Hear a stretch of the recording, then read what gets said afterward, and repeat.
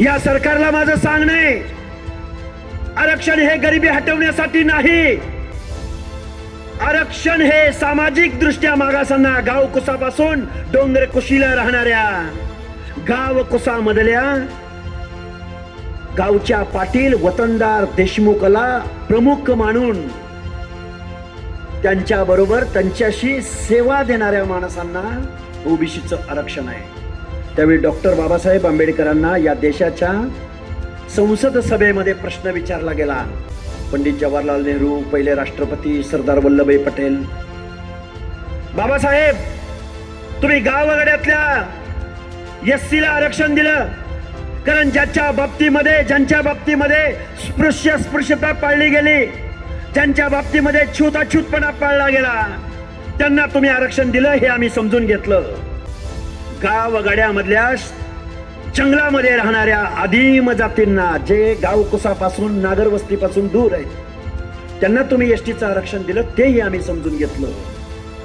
पण गावातल्या माळ्याला, साळ्याला, कोळ्याला, तेल्याला, धनगराला, हटकराला, सनगराला, वंजेऱ्याला, परीड, गुरव, घडशी, नाभिक, सुतार, लोहार, कुंभार, बेरड, बेडर, रामोशी, बेलदार, कुडमुड्या जोशी, मेडंग्या जोशी, आमचा भराडी, गोंधळी, वासुदेव,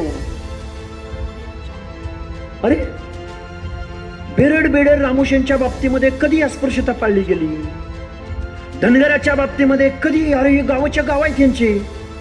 ह्या माणसांना तुम्ही का आरक्षण देताय? बाबासाहेब तुम्ही दलितांना दिलं आम्ही समजून घेतलं, पण या ओबीसींना आरक्षण कशासाठी देताय?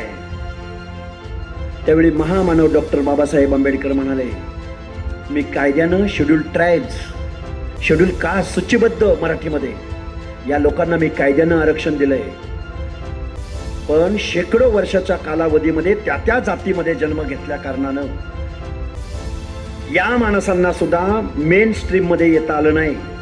त्या माणसांना सुद्धा मान सन्मानाची वागणूक कधी मिळाली नाही.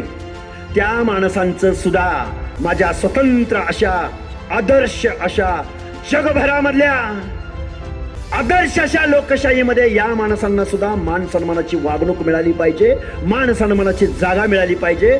म्हणून मी ओबीसीचं आरक्षण या गावगाड्यातल्या 18 पगड जातीच्या लोकांना देतोय. नाही ऐकलं सरकारनं. डॉक्टर बाबासाहेब आंबेडकरांनी या प्रश्नावरून अनेक कारणं होती, पण या 340व्या कलमावरून आपल्या कायदे मंत्री पदाचा राजीनामा दिला. हे आरक्षण यायला 1994 साल उजडावं लागलं.